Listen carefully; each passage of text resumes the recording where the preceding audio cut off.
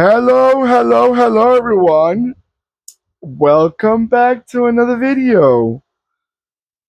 All right, everyone. Let's see what I got for you right now.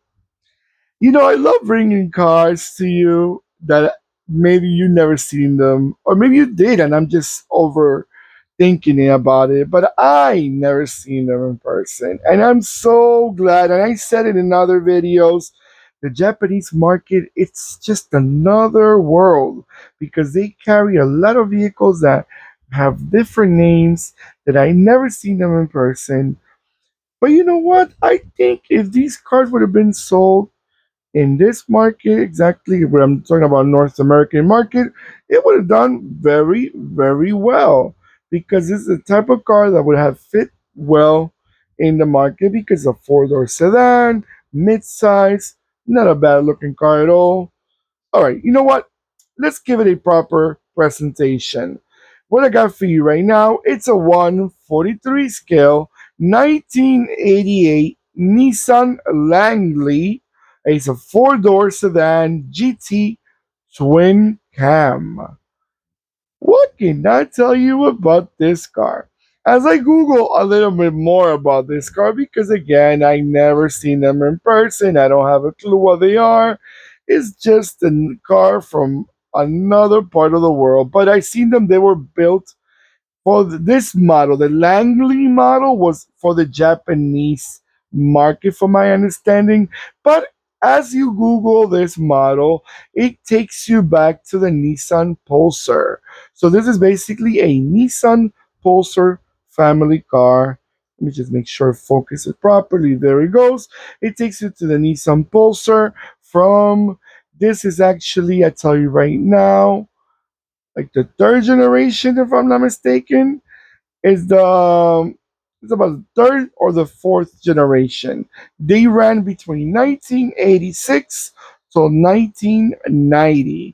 They had different names in different parts of the world.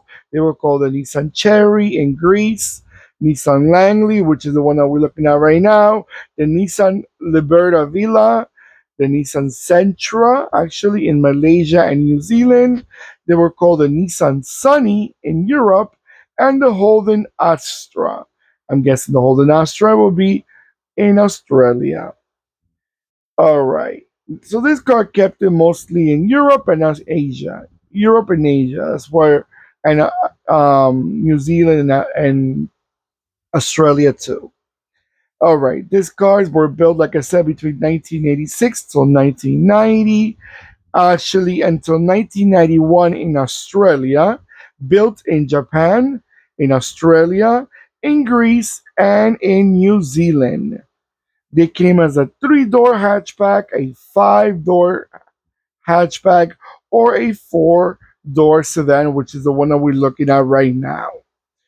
Engine-wise, this car, made by being a GT, must be one of the higher ones, but there's a few different engines. They have a 988 cc's, a 1300, for 1.4, a 1.5, a 1.6, a 1.8, and those were gasoline engines. All of them are four-cylinder engines. And then it was a diesel engine, 1.7 diesel, four-cylinder also. Transmissions. This is a four-speed manual or five-speed manual.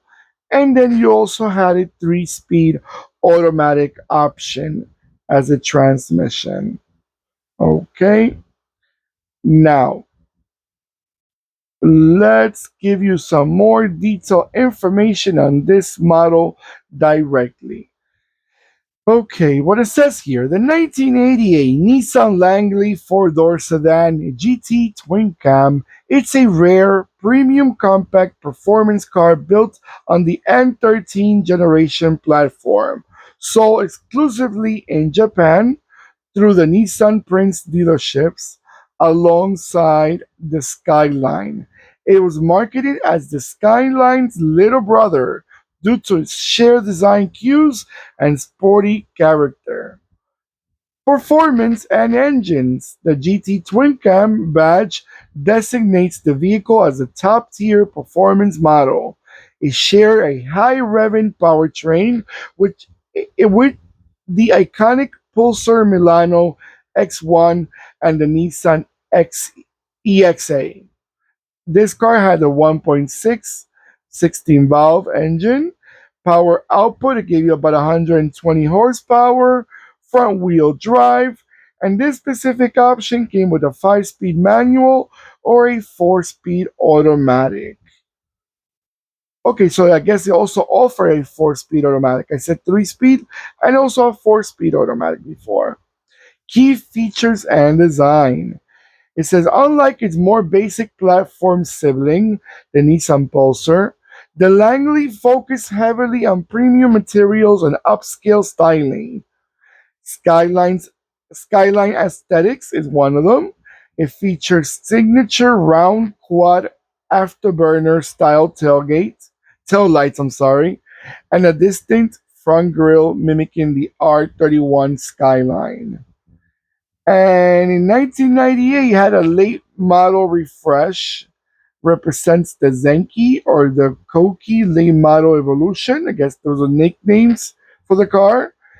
Upgrading to a cleaner body lines and refined interior switchgear. And last but not least, in the key features on design, it had its interior. It came with standard with heavily bolstered sports seats, a leather wrapped steering wheel, and premium fabric accents. And what legacy and collectivity this car left in history? Because very few real world examples survive today. The car has earned a cult classic status among the GDM enthusiasts. It is highly sought after as a miniature scale with precision brands like High Story.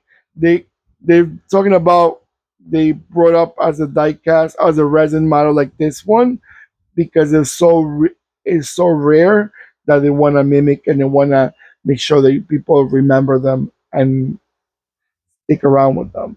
Now, after talking to you about all these information about this car, I want to know what you remember about this car. If you have any memories of this car, and how was it called in your country? Because they had quite a few different names. Now, do you remember them? Do you still see them around? Did you like them, or was it just another Japanese 80s car that it gave you, the same old Japanese style? But every car has different styling at the end of the day. It has different touches here and there. So let me know in the comments below. Do you like them? Have you ever drove them by any chance? Don't forget to give me that nice thumbs up. Thank you so much. Don't forget to click and subscribe and click the bell next to the subscribe button that will remind you when I'm posting more videos. Take care of yourselves, as I always say, more than ever. And goodbye.